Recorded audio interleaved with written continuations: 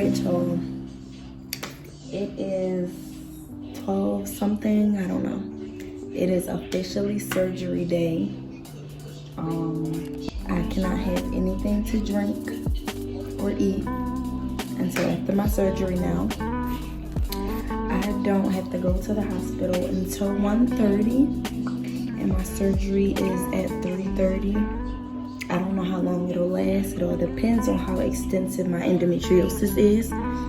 Once they get inside, I am having what you call a laparoscopy, and that is the removal of endometriosis. Excuse me. They used to burn it out. I think now they just scrape it, or it might be the other way around. I have to double check. I am gonna record as much as I can when I get into the hospital. They always tell me it's a violation of HIPAA, so I stopped taking the camera. So everything will be recorded on my phone. I hope that I can get this video out to you guys by March.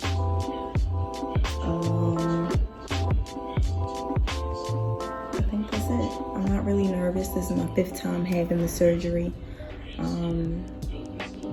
The only part that I'm dreading is when I initially wake up. I'm so nauseous for probably like the remainder of the day. So I'll probably be up for the rest of the night, thirsty as shit with a dry mouth because I can't drink anything. Bye. Alright, y'all, so I'm finally in the hospital. Checked in, waiting for them to call me back. I was crying because something about going in the hospital without my mother giving me like anxiety, bad. And I'm already for now. I'm sure I'll start crying again later when it's time for them to sedate me or whatever. Surgery is at 3:30. It's 2 o'clock. Yeah, I'll be back once I get to the back.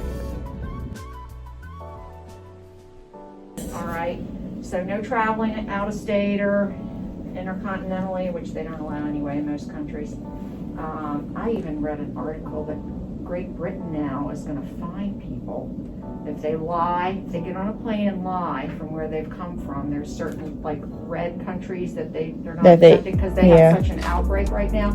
They're going to like fine you and possibly jail you for up to 10 years or something. What? I mean, they're serious. Yeah. They're not playing around. Okay, have you been around anyone with COVID that you're aware of? No. Or had any symptoms such as cough, shortness of breath, fever? No, pains? Okay. All right, so have you ever heard of something called MRSA or MRSA? It can be community acquired. It's a bacterial infection that is resistant to antibiotics. So there are very few antibiotics that can kill it. So if you end up with that infection or something like it, which another one is called VRE, they're acronyms for long names. 2 very boring minutes later. Resistant Staphylococcus aureus. No. I'd rather say MRSA. MRSA, yeah. But anyway, there's a specific protocol we have to follow if you've ever had it, you know. I've never had it. Put you on contact isolation.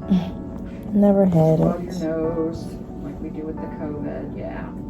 And I hope you never do get MRSA, okay? So let's see here. Is it Kia or Kaya? Kia. Kia Hicks is your mom. Alright, y'all, I'm in the back. I'm prepped. Waiting for them to take me up. I'm thirsty and I'm hungry as a fuck. They about to bring me some Tylenol and something else because I gotta take medicine before I go up. I'm gonna act like I can't swallow now. So they give me 2 cups of water instead of 1. Because I ain't had nothing since last night. The IV is making me nauseous. Very nauseous. And my arm is cold. So I gotta put a mask on. Hey, shorty, put your mask up, shorty. Hey, shorty, put your mask up, shorty. That's all I got for y'all.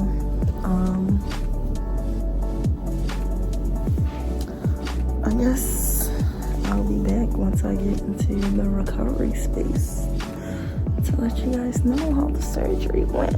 And then boom, I'm done.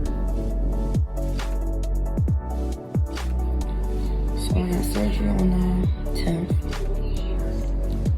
This is swelling. Never had that before, but I assume it's gonna go down. So they cut my belly button open. 1 cut here, 1 cut there. I have this one, but this is old. And if I turn to the side, you can just see my stomach is swollen. My stomach never looks like this. Yeah. I'm in a little bit of pain. Not enough to take the medicine though. I wait until literally last minute. That's all for now.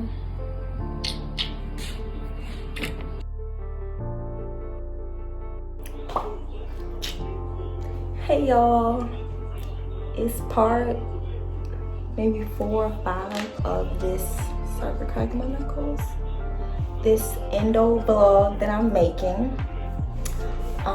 It is the 14th of February.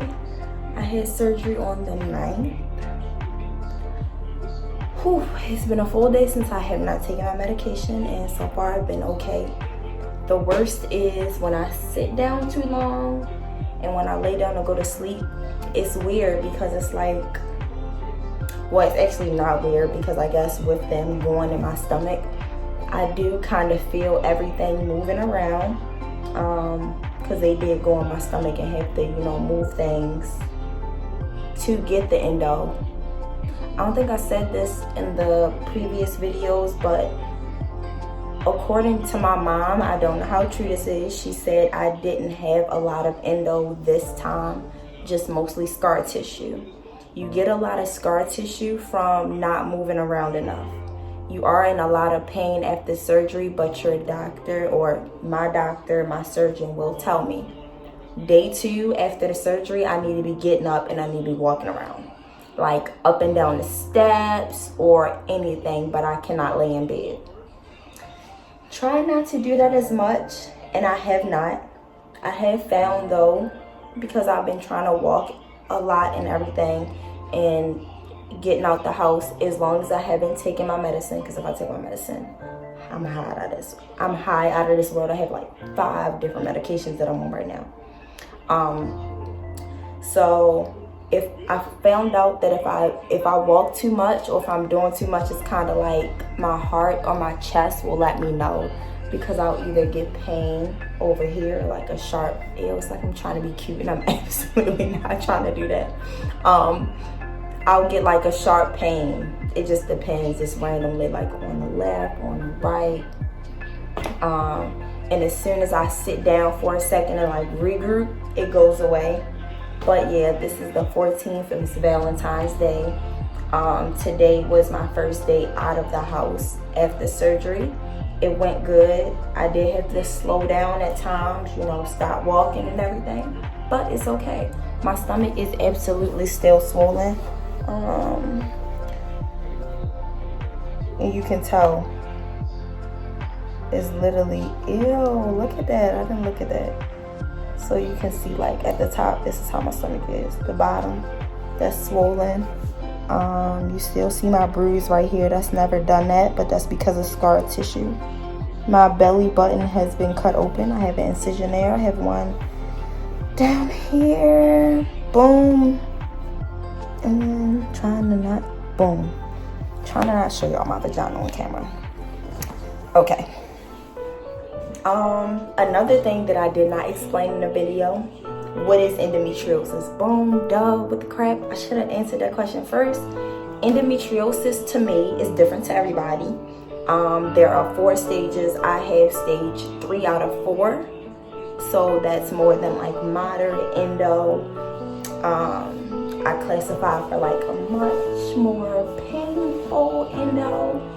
Endo to me, the easiest way to explain it, it literally feels like somebody has a knife in the inside of my stomach and they're like doing like this, like constantly like, oh, twisting around all crazy. That's literally what endometriosis feels like to me. The medical term on what endo is, it pretty much says like extra tissue in the stomach, along the lining of your stomach, along your uterus, things like that. You Google it, you'll get probably like a million different, well not a million, but you'll get a couple different definitions.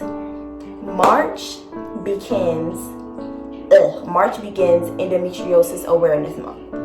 When I tell y'all I'm going crazy for Endometriosis Awareness Month, so unfollow me now if it's an issue.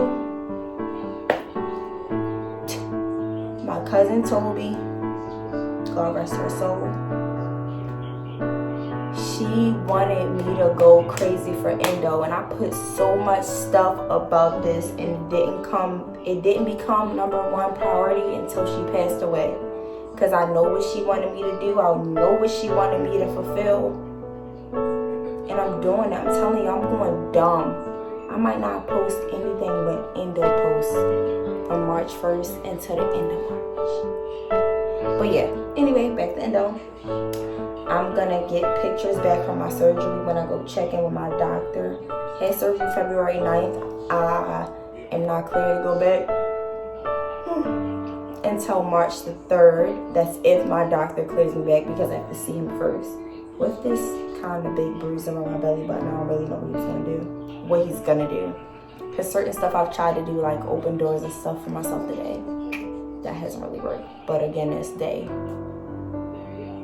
5 after surgery, so who really knows?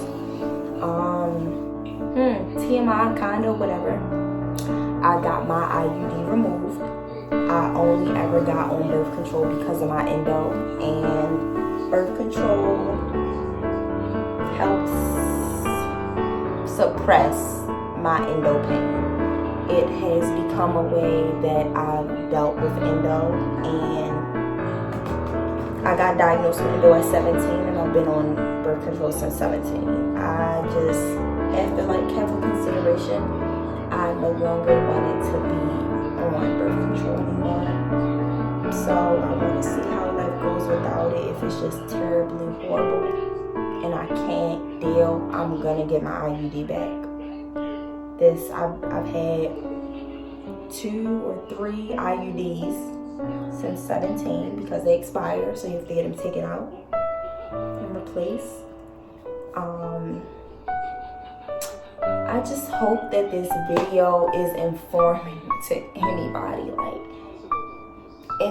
I swear to God, any questions, any comments, any concerns, anything anybody has, I want y'all to ask me. This is like, endo is my most vulnerable state, and I only say that because it's something that honestly makes me feel like less of a woman. And I mean, female. How can I feel? How can you feel less of a woman and that's what you are? But endometriosis is something that causes fertility complications, and my endo so far, yo, I'm posting all of this, crying and all of this. This is fully me. Fertility issues are something serious, bro. To think at such a young age that I'm not able to produce and be with a man, and 9 times out of 10, 10 times out of 10, give him something that he wants, a child. Everybody wants a child. Seldom you meet those people that don't. But anyways, endometriosis can cause fertility issues depending on where your endometriosis is. According to my endo specialist / surgeon, I should not have any fertility issues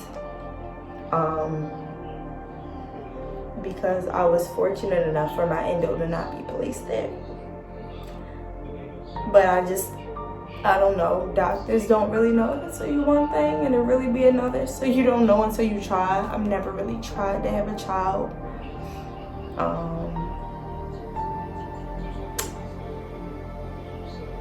So yeah. Just that anybody that has endos thinks that they have endo, you cannot be officially diagnosed with endo until you have the surgery.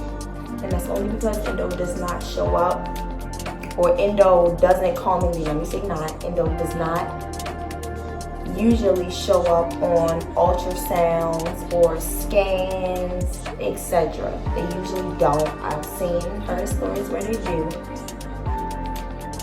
but I think that's all.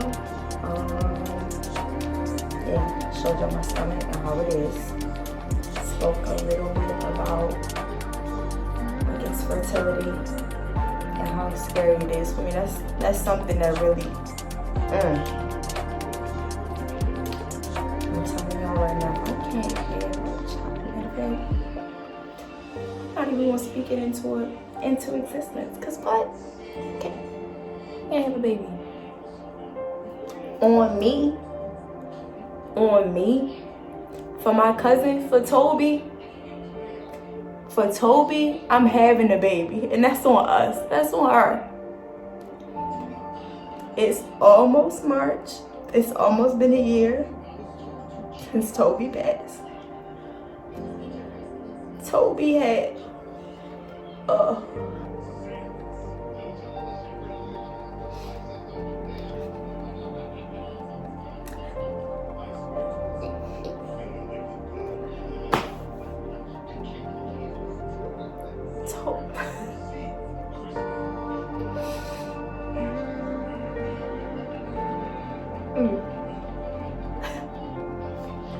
when people talk about somebody that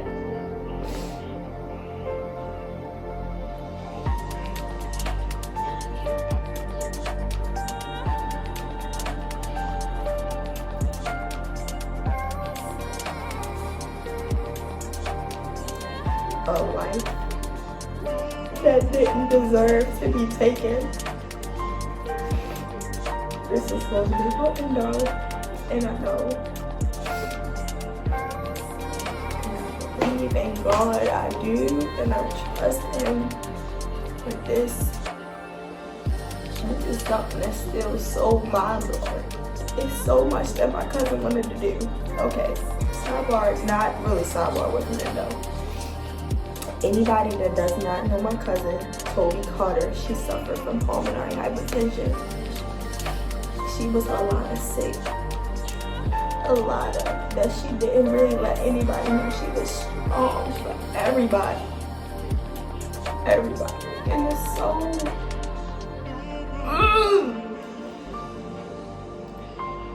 it's so unfair, y'all. It's fuck.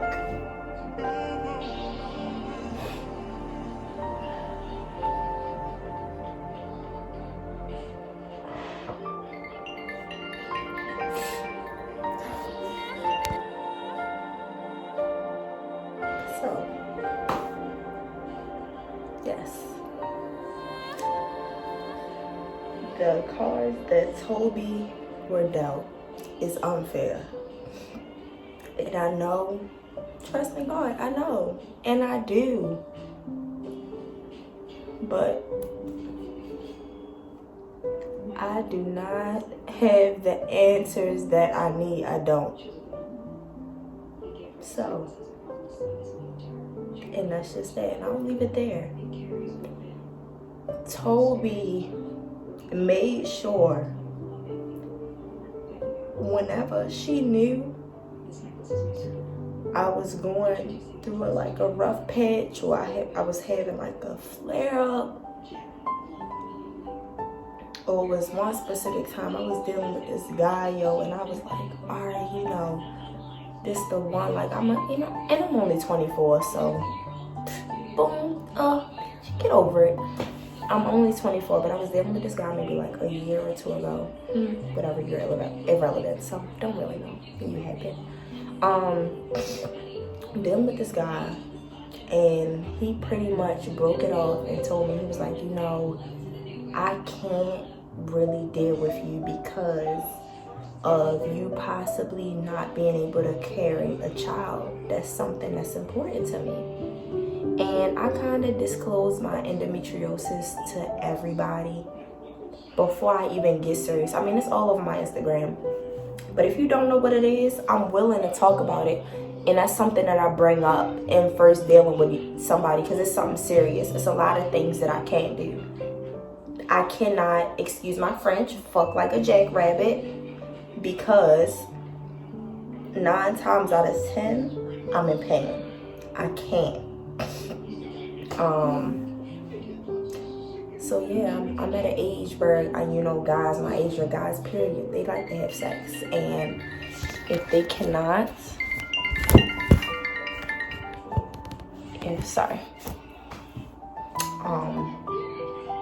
if they're so simple-minded that they can't understand it, then we won't work. This particular guy I was dealing with, I told him about Endo. He seemed like he wanted to be serious with me. Whatever. And I was like, all right, cool, come to the doctors with me so you could get a professional understanding of what it is. Because it's only so much I can tell you from my standpoint. My doctor is completely unopinionated, and he does not, I have a male doctor, he does not know how it feels. He only knows what he studies. So, told him that. He never came to the doctors with me. Okay, cool. But he ended up breaking it off. I don't want to deal with you because you might not be able to have kids. Literally, verbatim what the text message said. And I was just like, in awe, like, even thinking about it. And I was at work, and you sent it as a text message. So, I sent it. I immediately sent it to Toby. And I was crying. I was so sad. I was like, damn, and I mean, there's nothing that I can say. I can't take my endo away.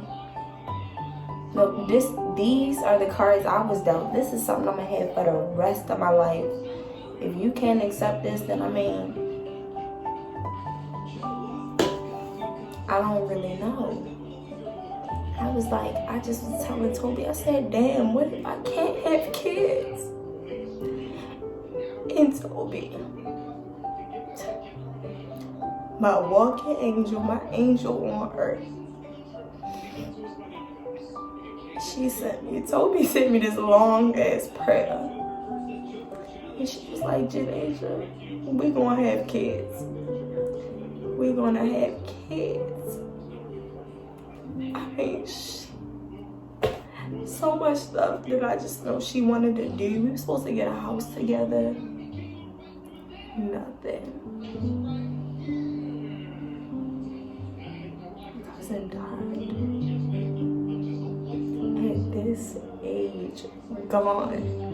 No children, no nothing. No cure for pH, nothing.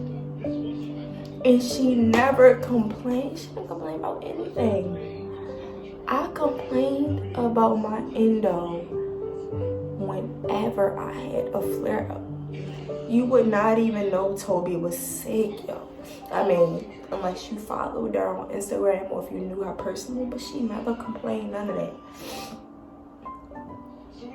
I complained about my endo every day to this girl.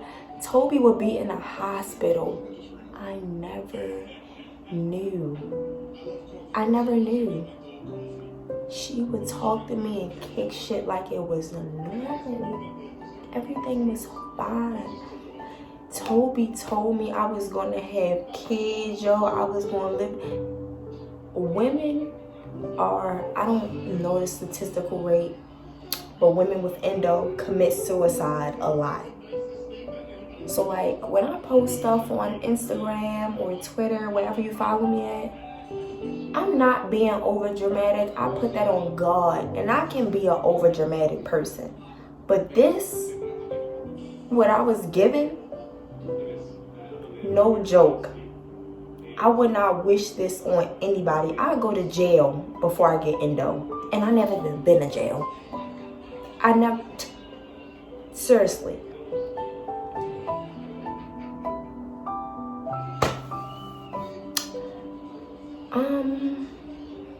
I forgot what the last thing I said was.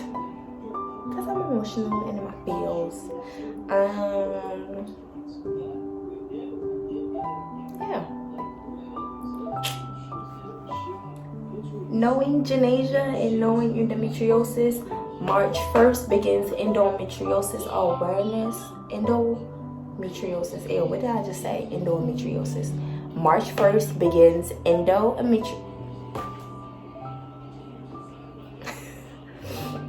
March 1st begins Endometriosis Awareness Month, and I'm going dumb